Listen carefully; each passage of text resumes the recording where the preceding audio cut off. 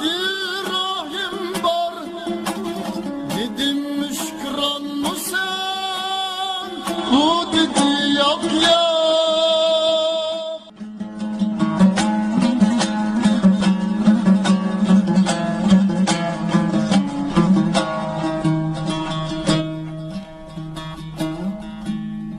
Dedim niçin korkmazsa, dedi Tanrım var.